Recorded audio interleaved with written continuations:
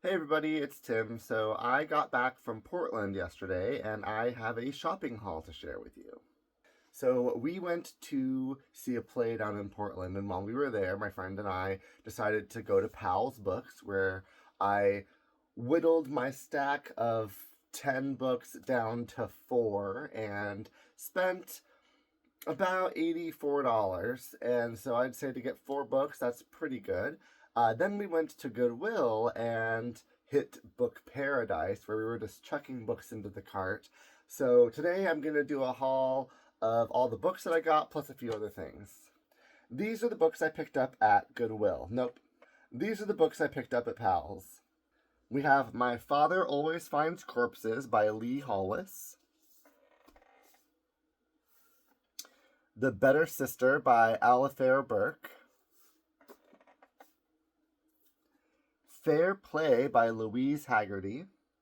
Or Haggerty? And 7 Reasons to Murder Your Dinner Guests by K.J. Whittle. So I've never read anything by these 4 authors. I had picked up a bunch of books when I was at Powell's, and a lot of them were familiar authors or authors that I've been wanting to read. And these ones were all brand new to me, but these books definitely stood out as like the most interesting because when I added up everything I had in my hands, it was $175, and that was a little excessive, a little over budget, so I allowed myself 84 for this. Then we go to Goodwill. So I picked up this shirt, which is just like a purple polo shirt from Van Heusen, which is a brand that I like and I know is good quality and should last. So I thought this would be perfect for work. I tend to run hot, so having a polo on in the office would be good, even in these winter days. I also picked up these shoes, really nice two-tone dress shoes. They are my size, and I didn't even try them on in the store. I kind of thought, I'll take them home, I'll try them on, and if they don't fit, I'll just donate them to the theater that I volunteer at, because we're always looking for good dress shoes. But I put them on last night, and they are a perfect fit, so I'm really looking forward to busting these out. Before we dive into the books, I did grab a couple of picture frames. I really liked these wood frames. I liked the kind of texture detail on this with the slots in the, or the slats in the corners, and then this nice bulky guy here. So just nice neutral colors I thought would fit nicely in my space up here. I did get one other, oh no, it's here, okay. I also picked up this frame, which it's gold, and it just says grandkids there on the bottom, and so I thought this would be nice to do a picture of my nieces and nephews for my parents. So picked that up as like a little Christmas gift. These frames were $4, $2, and $5. So pretty good quality, just a couple bucks each. I grabbed this flannel, which is original weatherproof vintage.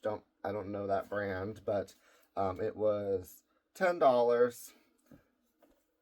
But good quality, no stains or holes or missing buttons or anything like that. Admittedly, I didn't try this on in the store. I kind of just thought, okay, it's my size, it should fit. And if it's a flannel and it's too baggy or whatnot, that'd be okay. So, well, let's just try it on now. I have a couple flannels now. I have one that's a little snug and then a couple others that are nice, but they're not as, I guess, busy as this one, which I like the colors that are represented. I thought this would be just a really nice fall going into winter top for the season. So yeah, it's a nice fit on top, and then I can just tell that if I were to button it, it would be great, not constricting at all. So that's wonderful.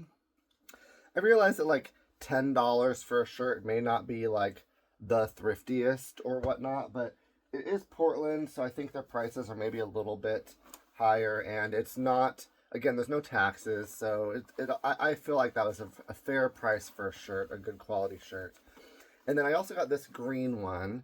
I'll try to get it so you can see the shade. It's just this nice, beautiful, deep green. And I don't really have a lot in this color. I have a polo shirt that's this color, but it doesn't really fit me very well, and it's kind of falling apart. Well, not falling apart, but it's losing its shape.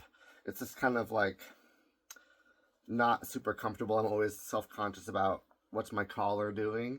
And so I like the way I look in it, though. I like the color. So I thought this would be a nice color. In fact, my friend Janelle that was with me, she's the one that was kind of like, oh, that's a great shirt on you. So definitely picked that up. It'll be perfect to dress down or dress up. Just a solid green button up.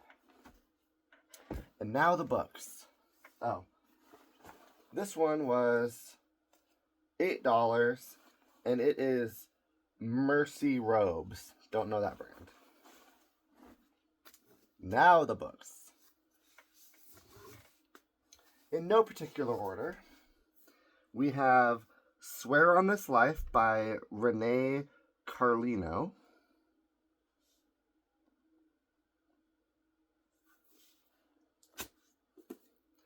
And all these books, like this one was actually a Powell's book. Originally, it looks like, for $7.95, but at Goodwill it was $3.99. And then this one is The Woman in Cabin 10. So it's funny, Ruth Ware is someone I've been reading lately. I'm currently reading One Perfect Couple, and I just finished One by One, so I'm kind of on a Ruth Ware kick. My friend that I was with says that she really likes this author, and they had the next book, which is something about 11. I don't know if it's Suite 11 or Room 11, The Girl in Room 11, or something with an 11 in it by Ruth Ware. But she said, oh, that's a sequel to The Girl in Cabin 10, so you have to read that first. And that one wasn't at Powell's, so I was like, okay, well, I'll circle back to that. Then, when we were at Goodwill, we found The Woman in Cabin 10 for $3.99, so we tossed it in the cart. The House Party, a novel by Rita Cameron, which was $4.99. Mary Higgins Clark, Let Me Call You Sweetheart. Had to read that in the camera. This one was $3.99. I remember when I was in high school, I liked reading Mary Higgins Clark, so I had been wanting to maybe get back into her. So picking this one up, which was only $3.99, I thought would be a good intro. I remember I kind of glanced at the back. The Silent Patient by Alex Michaelides? This one also at Goodwill, at Powell's, I picked up, and it was like $18, brand new. And Janelle said it was a really good book. But she also said it's been out for a while, so you could probably find it cheaper. And so I put it back, took a picture, added it to my Goodreads. And then when we were at Goodwill, she pulled this up and showed it to me, and I was like, oh my gosh. And this one was $4.99, so definitely cheaper than the $17 or $18. It looks like it was $26.99 brand new, so $4 or $5, not too bad. I'm excited to read that one. And then the last one is All